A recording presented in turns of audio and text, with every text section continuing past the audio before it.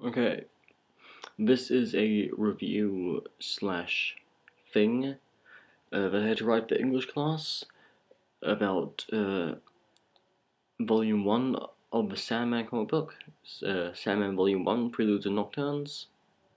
And since I have novel material right now, I thought I'd upload this. The Sandman Volume 1, Preludes and Nocturnes is the first in a 12-volume series collecting the entire Sandman run. Volume 1 collects issues 1 through 8 of the series. The story of Preludes and Nocturnes begins in 1916, when a mystic by the name of Roderick Burgess, Grand Magus of the Order of Ancient Mysteries, summons the god/entity/anthropomorphic personification of dreams. Roderick imprisons dreams in a glass bottle and holds them hostage there until he dies.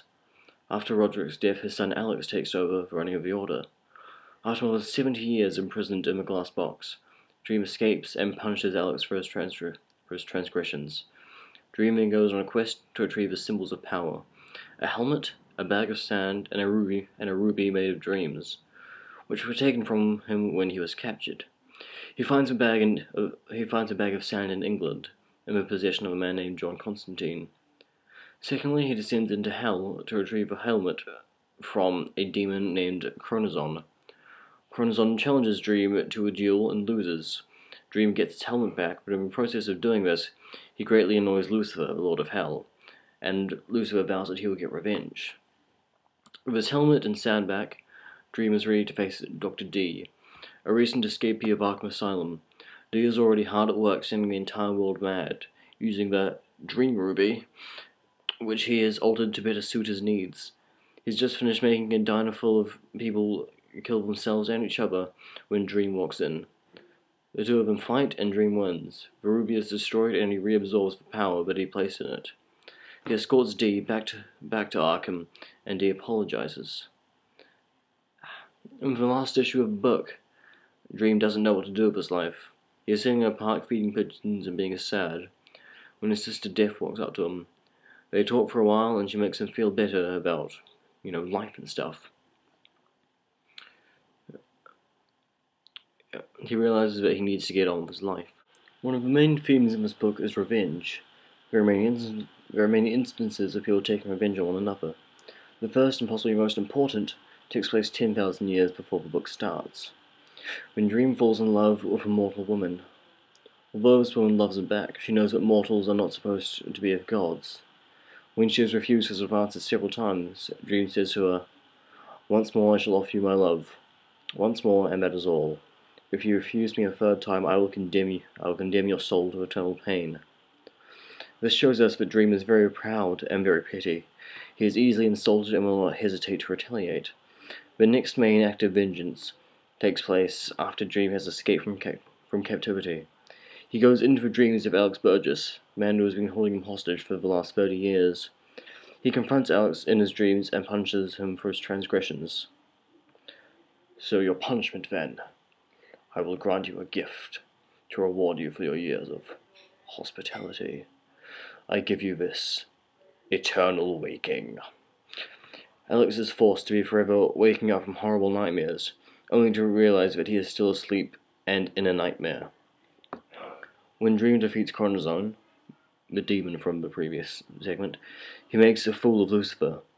As Dream walks away from the demon hordes and a stunned Lucifer, he hears Satan say, "One day, my brothers, one day I shall destroy him." There are too many more examples of people taking or swearing revenge on one another to list here. Revenge is such an important theme in this book because that is what drives the protagonist in his quest. One of the characters that I enjoyed reading about in this book was the character of Death. Death is portrayed very differently in this series than she usually is in pop culture.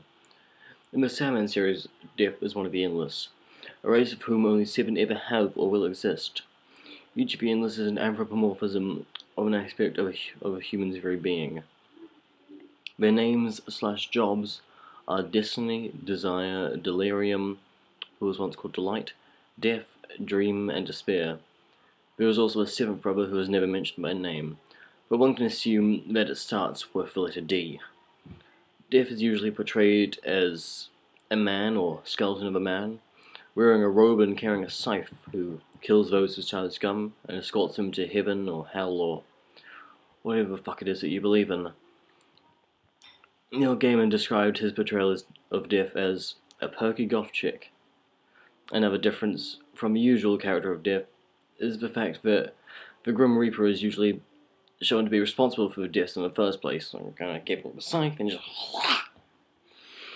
This is not the case in the Sandman. Death tries to help them with their final moments and ease their passing. Another thing that I like about this character is that she obviously cares about her siblings much more than I do about mine. This is evident in the fact that once Morpheus has escaped captivity and regained his tools of office, he didn't know what to do next and was moping in a park. She found him there and berated him for not getting over himself and not doing his job properly. I'm not going to do a voice for this because people will think I'm a misogynist, but yeah.